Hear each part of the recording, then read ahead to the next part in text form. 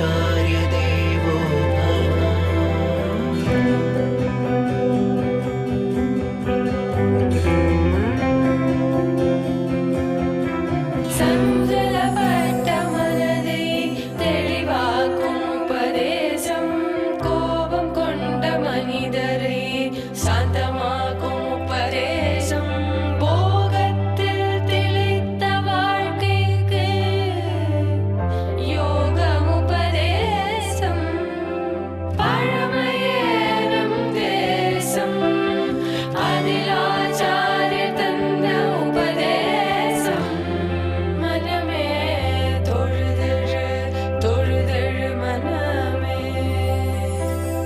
मातृदेवो भव पितृदेवो भव आचार्य देवो भव.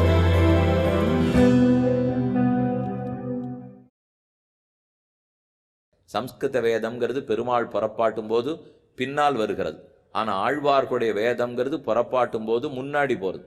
எந்த கோவில்லையும் புறப்பாடு பாருங்க, ஆழ்வார்களுடைய பாசுரங்கள்லாம் முன்னால் ஓதி கொண்டு போவார்கள். ஆனால் சம்ஸ்கிருத வேதத்தை பின்னால் ஓதி கொண்டு வரா. அப்படின்னா அந்த தமிழ் வேதத்துக்கு எத்தனை ஏற்றம் இருக்கணும். வகுளாபரணம் வந்தே ஜெகதாபரணம் முனிம் யஸ்ருதேர் உத்தரம் பாகம் சக்கரே திராவிட பாஷையா. யார் ஒருத்தர் வேதத்தினுடைய உத்தர பாகமாகிற வேதாந்தத்தை தமிழ் பாஷையிலே நமக்காக பண்ணி கொடுத்தாரோ அந்த நம்மாழ்வாரை வணங்குவோம். ஆக தமிழ் வேதத்தின் பெருமை பார்த்துட்டோம். இதுக்கு ரொம்ப புத்தி தேவையில்லை, ஆறும் சொல்லலாம், எளிமையா சொல்லலாம். புத்தி கலியுகத்துல குறைவா இருக்கேன்னு கட்டப்படாதீங்க. அடுத்த சிரமம் பாக்யம் குறைவா இருக்கேன்னால் வேண்டாம். பாக்யவசத்தால என்னென்ன பண்ணணுமோ அது அத்தனையும் கைங்கரியத்தினால பண்ணிடலாம். கைங்கரியம்ங்கிறது தான் தொண்டு. நாம பிரார்த்திக்கிறோம், ஒழிவில் காலமெல்லாம் உடனாய் மன்னி வடிவிலா அடிமை செய்ய வேண்டும் நாம் தெழிகுலரவி திருவேங்கடத்து எழில்கொள் சோதி எந்த தந்த தந்தைக்கேன்னு போசரும். நம்மாழ்வார் திருவேங்கடமுடையான இடத்துல பிரார்த்திக்கிறார். எல்லா காலத்திலும் எல்லா தேசத்திலும் எல்லா படிகளிலும் எல்லா விதமான தொண்டுகளையும் தேவரீருக்கடியேன் செய்ய வேண்டும். இப்படின்னு நாம பெருமாள்கிட்ட போய் சேவிக்கு செய்யலாம், பிரார்த்திக்கணுமா. கோவிலுக்கு போகிறீர்களோ இல்லையோ, கை கூப்பிட்டு கேட்கணும். என்ன கேட்போம்? என்ன வேண்டிக் கொண்டாய், என்ன பிரார்த்தனை வேண்டாய்னா, எல்லாரும் நன்னா இருக்கணும், குடும்பத்தை காப்பாத்து, பக்கத்து குடும்பமும் தேவையில்லை, எழுத்து குடும்பம் பக்கத்து குடும்பம் எல்லாம் நன்னா இருக்கட்டும், கூடவே நானும் நன்னா இருப்போம் என்ன நமக்குன்னு கேட்டு நுடுறமே தவிர உனக்கு அடியேன் தொண்டு செய்ய வேண்டும்னு பிரார்த்திக்கணுமே. அதைத்தான் நம்மாழ்வார் எல்லா காலத்திலும் எல்லா தேசத்திலும் கைங்கரியத்தை கொடு. இந்த ஜீவாத்மா பகவானுக்கு அடிமை. அப்படின்னாலே இவன் கைங்கரியம் பண்ணினாத்தான் அந்த அடிமைத்தனம் சித்திக்கும். ஒரு குழந்தைக்கு தாயார்னு சொன்னா தாய்மை கிடைச்சுடாது. அந்த குழந்தைக்கு தேவையான அத்தனை அவ செய்தால்தான் தாயின்னு கொண்டாடப்படுகிறாள். அதை போல பகவானுக்கு நான் சேஷன் இருந்தால் ஆதிசேஷன் பண்ற அளவுக்கு அனைத்து கைங்கரியத்தையும் பண்ணணும். அந்த கைங்கரியமே நமக்கு உகந்ததுங்கிறத ராமானுஜர் சொல்றார். அப்படின்னா என்னங்கிறத கொஞ்சம் ஒரு அழகான நிகழ்ச்சி. ராமானுஜருடைய வாழ்க்கையிலே அவருடைய கடைசி காலம் 120 ஆண்டுகள் ஆயிடுச்சு. இன்னும் கொஞ்ச நாள் இந்த பூலோகத்திலேருந்தே புறப்பட போறார். அப்போ அவர் கொஞ்சம் தள்ளலை, உடம்பு ரொம்ப முடியல.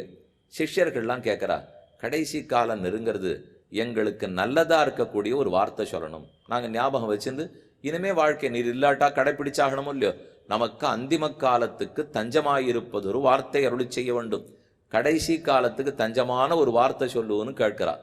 அப்போ ராமானுஜர் சொல்றார், இது அதை சொல்றாருங்கிறது என்னங்கிறதுக்கு முன்னாடி ஒரு சில விஷயம் உங்களுக்கு கேள்வியாக கேட்குறேன், நீங்களே மனசில் வாங்கிக்கோங்க.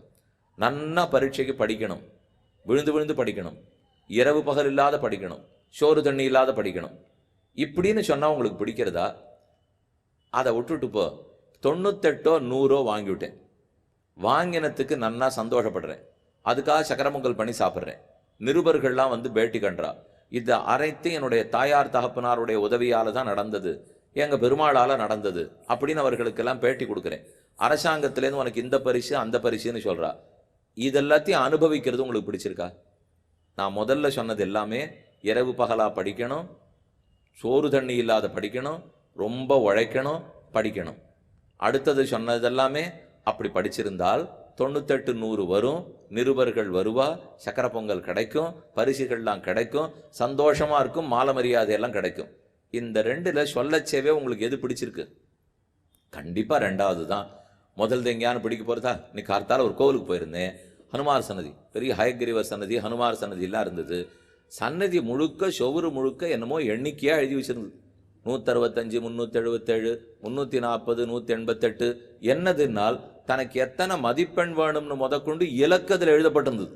நான் எதிர்பார்க்கிறது 400, நான் எதிர்பார்க்கிறது 450 அப்படின்னு ஹயக்ரீவருக்கு சொல்றா. ஹயக்ரீவர் சொல்லி அவர் தெரிஞ்சுட்டு பரீட்சையில் இவருக்கு பார்த்து அனுகிரகித்து உள்ளத்துக்குள்ள புகுந்து சக்தியை கொடுத்து வாங்கணும். அந்த நம்பிக்கை இருக்கவே தானே ஹயக்ரீவர் இடத்துல வந்துட்டு போயிட்டு இருக்கா. அப்போ எது நமக்கு முக்கியமாக இருக்குது? இப்போ என்னென்ன கஷ்டப்படணுமோ, எப்படி அடைய வேண்டுமோ அதை சொல்ல சொல்ல முகம் சுளிக்கிறோம். ஆனால் அடைந்து எதை அனுபவிக்க போகிறோமோ அதை சொன்னால் சந்தோஷமாக இருக்குது. ஏன் இப்போ ஒரு நிமிஷத்தில் சக்கரை பொங்கல்னு சொல்லிட்டேன். நல்ல சக்கரை பொங்கலை உங்கள் தாயார் இடத்துலையோ மனைவி இடத்துலையோ சொல்லி பண்ணு சாப்பிட்றேன்னால், பண்ணுங்கிறது அரை வார்த்தை, சாப்பிடுகிறேங்கிறது இன்னும் பெரிய வார்த்தை. ஆனால் பண்ணுங்கிறதுக்கு 4 மணி நேரம் ஆகும். சக்கரை பொங்கல் அக்காரடி சக்கரை பொங்கலாவது 2 மணி நேரத்தில் பண்ணலாம். அக்காரடிசில் பண்ணணும்னா கண்டிப்பாக 4 மணி நேரம் ஆகும். அதுக்கு பாலுக்கும் அரிசிக்கும் சம்மந்தமே இருக்காது. 6 படி பாலை ஏற்றி வெறும் 1 படி அரிசி அதில் போட்டு கலர கலர கலர மெதுவாக 4 மணி நேரம் தோள்பட்டை விட்டு போனால் அக்காரடிசில் வரும். அதெல்லாத்தையும் முடிச்சுட்டு கடைசியில் இலையில வச்சு கொடுத்தா 2 நிமிஷம் கொறிச்சுட்டு எனக்கு அலுவலகத்தில் வேலை இருக்குது போயிட்டே இருக்கேன்னா அடுத்த தடவை நிச்சயமாக யாரும் பண்ண மாட்டான். இந்த தரம் ஒரு தரம் பண்ணி கொடுத்தா வேற ஒன்றும் பண்ண வேண்டாம். உட்காண்டு பெருமாள் நன்னாம் செய்திருக்கார். இன்னொன்று சொல்கிறேன், எப்பவும் ஒரு சமையல் தளிகை நன்னா இருக்குன்னு சொன்னால் நன்றாக இருக்கிறதுன்னு நேரம் சொல்லக்கூடாது. ஸ்ரீ வைஷ்ணவத்தில் ஒரு வழக்கம் வச்சுட்டு இருக்கோம். நன்னா இருந்ததா, இன்னைக்கு குழம்பு சரியாக இருந்ததா, காய்கறி சரியாக இருந்ததா, கூட்டு சரியாக இருந்ததான்னா ஆமாம் ரொம்ப நன்னா இருந்துன்னு சொல்ல மாட்டா. இன்னைக்கு பெருமான் நன்றாக அமுது செய்திருக்கிறார் அதான் சொல்ல வேண்டியது. ஏன்னா பண்ணுற தளிகை அவருக்கு தான், நமக்காக இல்லை. நமக்குன்னு தளிகை பண்ணோம்னால் அநேகமாக கொஞ்ச நாளில் தளிகை நின்றுடும். ஏன்னா இவ சொல்கிற குத்தத்துக்கு ஒத்துரும் தளிகையே பண்ண மாட்டா. ஒன்று இருக்கும், ஒன்று இல்லாத போகும். ஆனால் குத்தம் சொல்கிறாத சாப்பிட்றவர் எப்போ தெரியுமோ, நீங்கள் 50 வருஷம் பண்ணி போட்டாலும் எது இருந்தாலும் இல்லாட்டாலும் அதே சிரிப்போடு சாப்பிட்றவர் உங்கள் வீட்டு அலமாரியில் இருக்கிற அந்த பெருமாள் மட்டும்தான். வேற யாரும் அப்படி ஏற்றுக்க மாட்டா. மற்ற பேர் எதை பண்ணாலும் இது குற்றம், இது குறை, இது சொத்தை, இது சொல்லேன்னு சொல்லிட்டு இருப்பாளே தவிர, ஏன்னா அவள் புரிஞ்சின்றது கடவுளுக்காக சமையல்ங்கிறது தெரியாதவாளுக்கு. அவள் ஏதோ ஆண் பெண்ணுக்கு வீட்டில் இருக்கிறவாளுக்கு மட்டும் சமைக்கிறதா நினச்சின்னு இருக்கா. முதல்ல அதுவே தப்பு. வீட்டில் நம்ம தளிகை பண்ணுறதே பகவானுக்காக. அதனால தான் ஏகாதசி அன்னைக்கும் தளிகை உண்டு. ஏகாதசி அன்னைக்கு நம்ம பட்னி கிடக்கணும்னு சொல்லியிருக்காளே தவிர பெருமாளை பட்னி போடணும்னு ஒருத்தரும் சொல்லலை. இப்போ அவருக்கு ஏகாதசியும் கூடும், அமாவாசையும் கூடும், என்னைக்கும் கூடும். அவர் என்னைக்கா இருந்தாலும் சாப்பிடுவார். எனக்கு சக்கரை வியாதிங்கிறதுக்காக ஸ்ரீ ஜெயந்தி அன்னைக்கு அல்வா பண்ணாத இருக்கலாமா? எனக்கு சக்கரை வியாதி, கண்ணனுக்கு இல்லையே, அவருக்கு சக்கரை வியாதி இல்லையோ இல்லையோ. அதனால ஏதா இருந்தாலும் பண்ணுவது பகவானுக்குன்னு வச்சுனுட்டினால் மனஸ்தாபம் குறையும். அப்படின்னா நம்ம ஒன்றும் எதிர்பார்ப்பே இருக்காதே. அவர் நன்னா இருக்குன்னு சொல்லிட்டார், உங்களுக்கு வேணும்னா சாப்பிடுங்க, வேண்டான்னா எல்லாம் போயிட்டே இருக்கலாம் அப்படின்னுட்டு யாருக்கு அப்புறம் ஒழுங்காக உட்காந்து சாப்பிடுவோம். எப்போவாவது நம்ம கொஞ்சம் பின்னாடியே போயிட்டு இருந்தோன்னா தான் கஷ்டம். நான் எல்லாம் சாப்பிட வேண்டியவர் கொடுத்தாச்சு, கண்ணன் நன்னா இருக்குன்னு எனக்கு சான்றிதழ் கொடுத்துட்டார், வேணும்னா பிரசாதம் இருக்கு நீங்கள் சாப்பிடுங்க, வேண்டாம்னா விட்டுடுங்க. அப்போ பகவத் பிரசாதத்தையும் விட்டுட்டோம்னு ஆயிடும்னால், அதனால நம்ம சமையல் நன்னா இருக்குன்னு தனியாகவே சொல்லக்கூடாது. பெருமாள் நன்றாக அமுது செய்திருக்கிறார். இன்னைக்கு கூட்டு பெருமாளுக்கு ரொம்ப பிடிச்சிருந்தது, இன்னைக்கு கரியமுது பெருமாளுக்கு பிடிச்சிருந்ததுனால் அதான உண்மை. நம்ம பண்ணுறதே அவருக்காக, அவருடைய பிரசாதத்தை தான் திரும்ப சாப்பிட்டு கொண்டே இருக்கிறோம். எதற்காக சொல்ல வந்தேன்னால், இப்படியா நமக்குன்னு ஒன்று கொடுத்து வச்சிருக்கார் பெருமாள். இனி இதை பண்ணு, புஷ்பத்தை தொடுத்து கொடு, இன்னதபடிக்கு பிரசாதத்தை பண்ணு, அப்போ நான் ரொம்ப நல்லா ஏற்றுக்கிறேன்னுட்டு ஏன் சொல்ல வந்தேன். ஒரு அக்காரடிச்சில் பண்ணுறதுக்கு எவ்வளவு நேரம் ஆறுது, எவ்வளவு கஷ்டம். ஆனால் அதை வச்சுன்னு சாப்பிட்றது எவ்வளவு சுலபம், அனுபவிக்கிறது ரொம்ப சுலபம், பண்ணுறது கஷ்டம். பரீட்சைக்கு படிக்கிறது ரொம்ப கஷ்டம். ஆனால் 99 வாங்கினா பேட்டி கொடுக்கறது ரொம்ப நல்லா இருக்கும் இல்லையா? இப்போ ராமானுஜர் சொல்கிறார், மோட்சம் போகிறதுக்குண்டான முயற்சி ரொம்ப கஷ்டம், ஆனால் பகவானை அனுபவிக்கிறது ரொம்ப நன்னா இருக்கும். அவரை அனுபவிக்கிறோம், அவருக்கு கைங்கரியம் பண்ணுறோம், அவரோட சந்தோஷமாக இருக்கோம்னா நன்னா இருக்கும். ஆனால் அதற்கு அஷ்டாங்க யோகம் பண்ணு, யமம் நியமம் ஆசனம் பிராணாயாமம் பிரத்யாகாரம் ஆசனம் தாரணா சமாதி, இதெல்லாம் கேட்டாலே கஷ்டமாக இருக்கு. ராஜயோகம் ஹட்டயோகம் குண்டலினி யோகம் பேர் தான் கேள்விப்பட்டிருக்கோம் சாமி, ஏதோ புஸ்தகம்லாம் அட்டப்படம் மட்டும் பார்த்துருக்கோம். ஆனால் அதெல்லாம் எப்படி பண்ணணும்னே தெரியாதுன்னால் கஷ்டம். இது இத்தனையும் ராமானுஜர் எடுத்து சொல்கிறார். பகவானை அடைவதற்குண்டான வழிமுறைகள் 1, அடைந்து அனுபவித்து செய்யும் தொண்டுகள் 2. நம்முடைய அடியார்கள் எப்படி அடையணும்னு கவலைப்படுறதை விட்டுட்டு அவருக்கு எப்படியெல்லாம் தொண்டு பண்ணணும்னு யோசிச்சு பண்ண ஆரம்பிங்கோ. இது ஒரு பெரிய மாறுதலை கொண்டார் அவர்.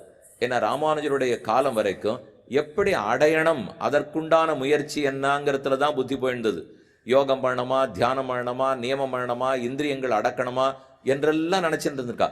காயக்லேசம்னு கேள்விப்பட்டிருக்கீங்களா? பட்னி இருந்து உடம்ப அப்படியே சுருக்கிக்கிறது, நம்ம நாமே வருத்திக்கிறது, குண்டூசி மூனையில தபஸ் பண்றது, நம்ம சடமுடியெல்லாம் அப்படியே புத்து வச்சுடுற அளவுக்கு, ஒரு பெரிய எறும்பெல்லாம் சேர்ந்து புத்து வைக்கிற அளவுக்கு அப்படியே நின்று எலும்பும் தோறுமா பண்றது, இத்தனையும் கேள்விப்பட்டிருக்கோமே. மலை உச்சியில நின்று தபஸ் பண்றா, ஒத்தக்காலில் நின்று தபஸ் பண்றா, இத்தனையும் மறந்துருங்கோங்கிறார் ராமானுஜர். எப்படி நான் பண்ணியிருந்தேன், எப்படி விட்டுட போறேன்னு திருமழிசை ஆழ்வாரே ஒரு பாசுரத்தில் சொல்றார். பொறுப்பிடையே நின்னும் புனல் குளித்தும் 5 நெருப்பிடையே நிற்கவும் நீர் வேண்டா. பொறுப்பிடையே நின்னும், மலைக்கு மேல நின்று தபஸ் பண்றது.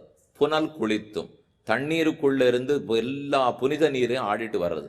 5 நெருப்பிடையே நின்றும், 5 நெருப்புகளுக்கு நடுவில் நின்று தபஸ் பண்றது.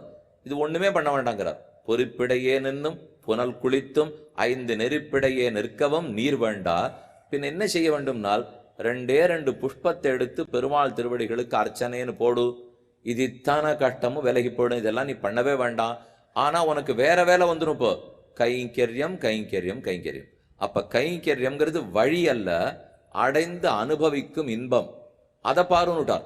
எப்படி 99 வாங்கினா பேட்டி கொடுத்துன்னு சந்தோஷப்பட்டு இருப்போமோ, அதை போலத்தான் பெருமாளுக்கு புறப்பாடும் போது தோள் கொடுக்கறது, அவருக்கு பூ தொடுக்கிறது, பெருக்கி மொழிகி கோலம் போடுறது, அவருக்கு விளக்கேத்துறது, இது எல்லாத்தையும் மோட்சம் போறதுக்கு வழின்னு தயவு செய்து நினைச்சுக்காதீங்க. அப்படின்னு நினைச்சாலே கஷ்டம்தான் மிஞ்சும், கண்ணீர் வந்துடும், கஷ்டப்படணும். இது இத்தனையும் வழி இல்லை. இதுதான் நான் பண்ற கைங்கரியம். இனிமே நான் விளக்கேத்தினேன்னா அதுதான் கைங்கரியம். பெருமாளுக்கு பூ தொடுத்தேன்னா அது கைங்கரியம். அதே அதுக்கு முன்னாடி என்ன நினைச்சிருந்தா, பூ தொடுக்கிறது தொடுத்து தொடுத்து மோட்சம் வாங்கிட்டு இருந்தேன், அவரை பிரதட்சணம் பண்ணி பண்ணி மோட்சம் வாங்கிட்டேன்னா அது வழியாயிடுறது.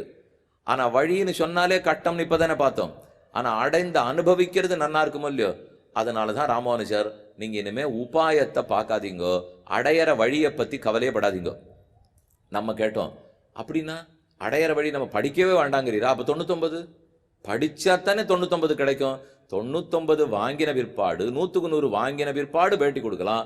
படிக்கவே வேண்டாங்கிறேன்னால் யாரோத்தர் வந்து, ஒன்றும் கவலைப்படாதே, நீ அந்த எழுதின விடைத்தாளை மட்டும் என்கிட்ட கொடு, அதில் ஒன்றுமே நான் எழுதலைன்னால், உன் பேர் எழுதிட்டியோ இல்லையோ, உன்னுடைய எண்ணிக்கை எழுதிருக்கியா இல்லையா, கொண்டா.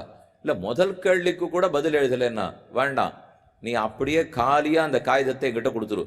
வாங்கினார் நேராக இது 100க்கு 100, இனிமேல் இவர் இங்கேருந்து இந்த கல்லூரியில் போய் சேரலாம் அப்படின்னு அவர் நல்லா பச்சை பேனால கழுத்து போட்டு கொடுத்துட்டார்.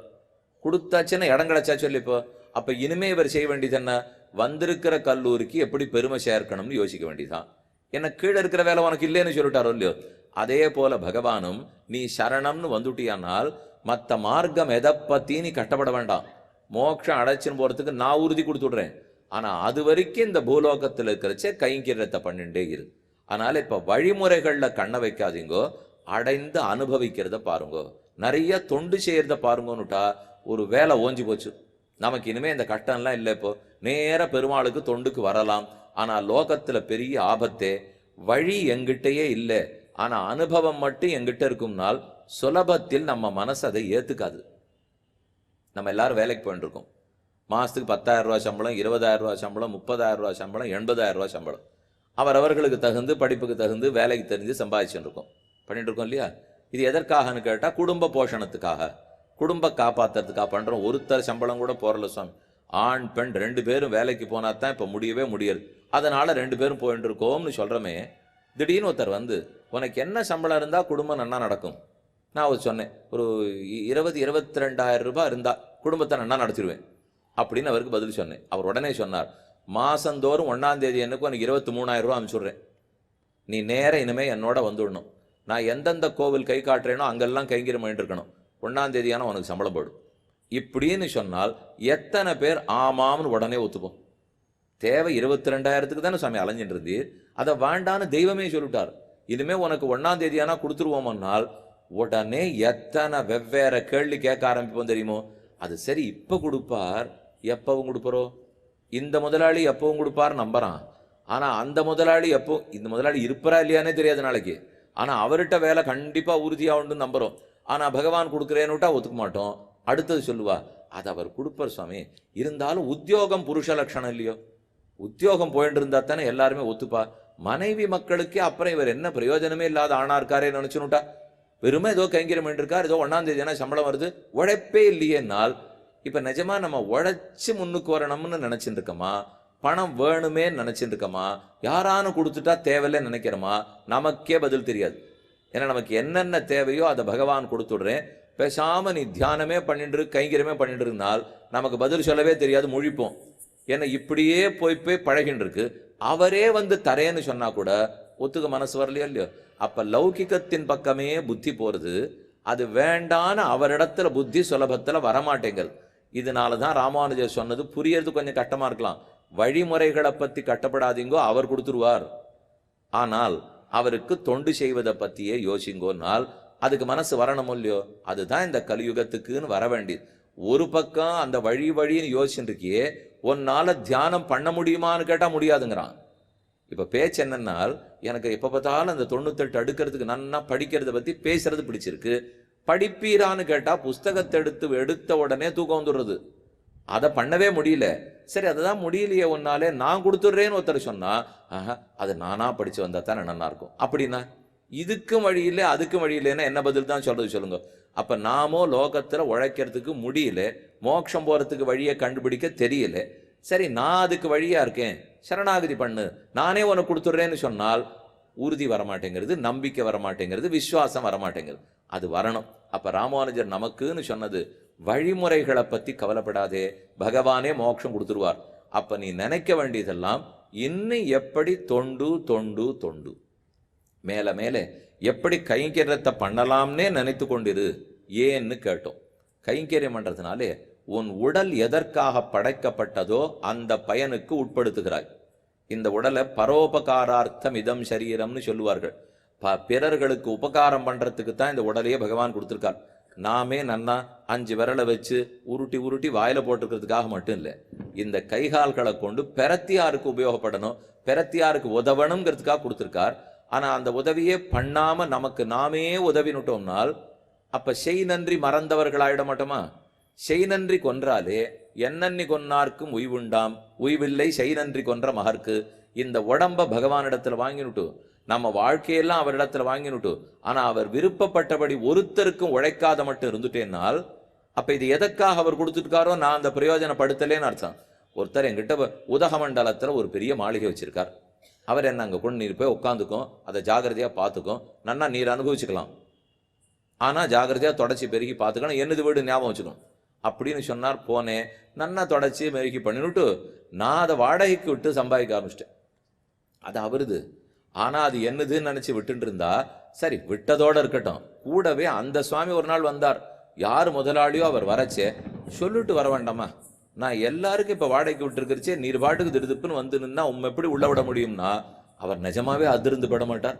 சரி, பண்ணதே தப்பு, போனா போறது பண்ணிவிட்டான், நான் வந்திருக்கேன்னால் அதை போலத்தான் இந்த உடம்பு பகவான் நமக்கு கொடுத்து இதை ஜாகிரதையா பார்த்துக்கோ, உனக்கும் உபயோகப்படுத்திக்கோ.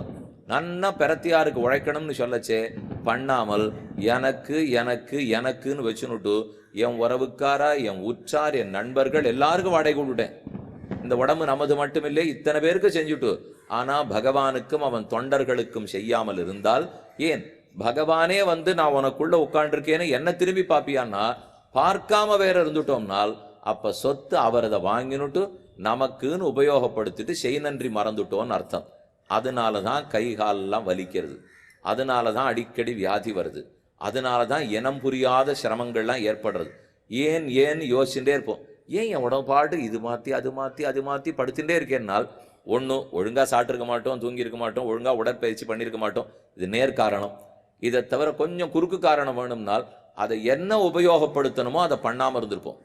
கொடுத்தவருக்கு அதை திரும்ப கொடுக்காம நம்ம இஷ்டத்துக்கு செலவழிச்சிருப்போம். அப்படி பண்ணால் நிச்சயமாக ஆபத்தான் வரும். ஒருத்தர் எனக்கு ஒன்று கொடுத்துருக்காருன்னு சொன்னால் அவரிடத்துல நன்றியோடு இருக்க வேண்டாமா? அப்போ இந்த சரீரத்தை பகவான் கொடுத்துருக்காருன்னா அவருக்கு திரும்ப செய்தால் அப்ப ஆரோக்கியமும் நன்னா இருக்கும், ஆயுளும் நன்னா இருக்கும் இல்லையோ. அதற்காகவானும் கைங்கரியம் பண்ணுங்கோங்கிறார். ராமானுஜர் சொன்ன கைங்கரியத்துல என்ன லாபம்னால், உன்னுடைய சரீரம் உனக்கு கொடுக்கப்பட்டதே அதற்காகத்தான். நீ அதை விட்டுட்டு வேற எதுலையோ ஈடுபட்டு இருக்க. நன்னா பூ தொடுக்கிறதோ மெழுகிறதுக்கோ எத்தனை பேருக்கு, எத்தனை பேர் கண் இல்லாதவர்கள், அவர்களுக்கு போய் உதவலாம்.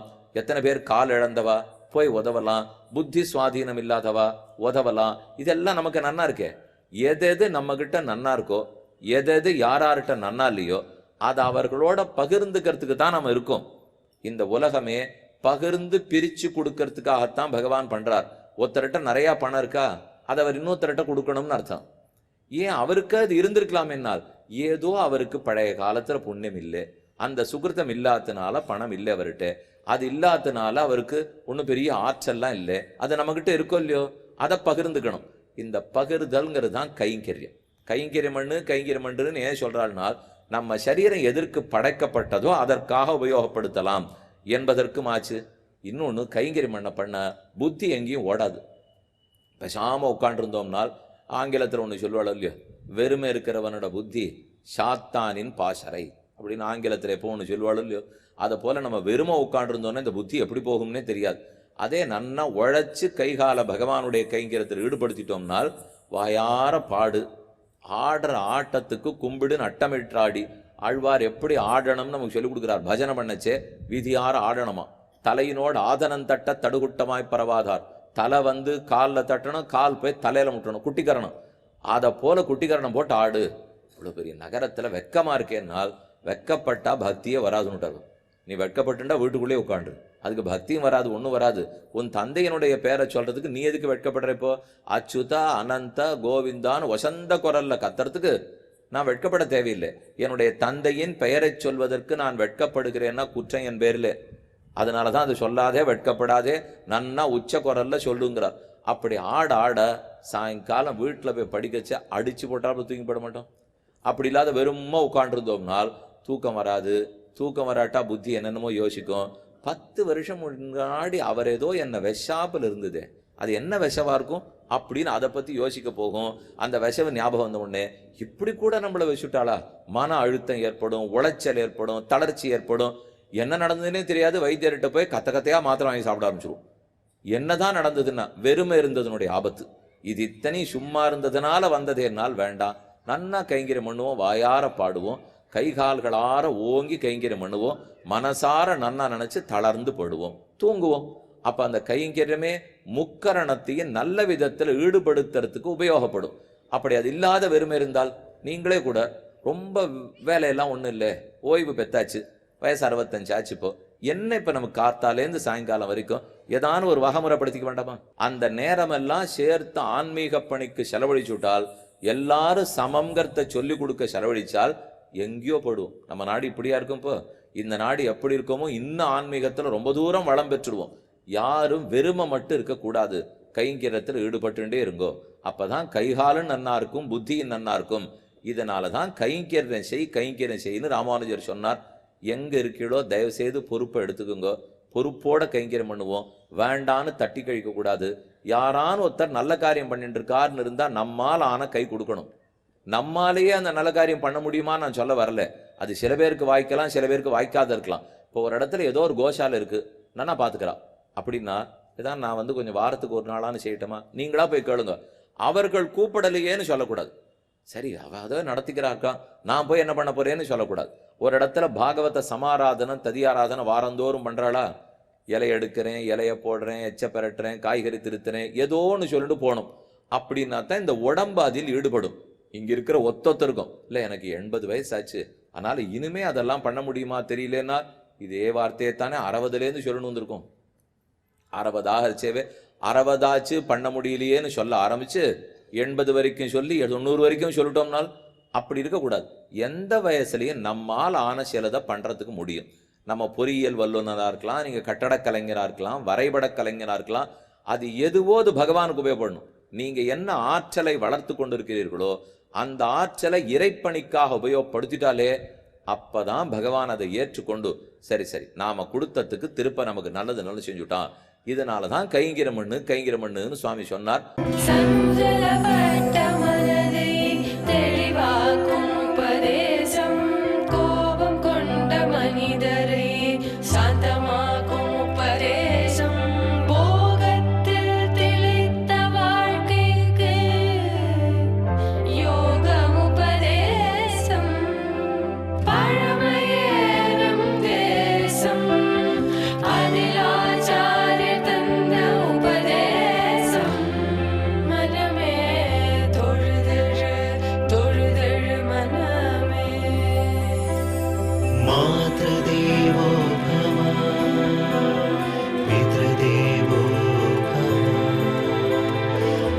आचार्यदेवो भव।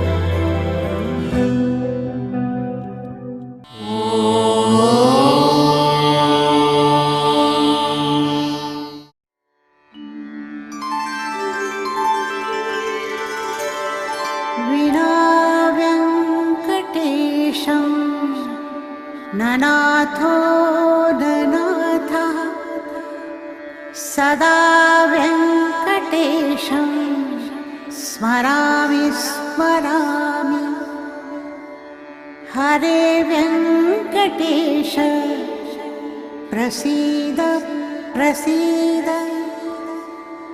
प्रियं वेङ्कटेश प्रयच्छ प्रयच्छ।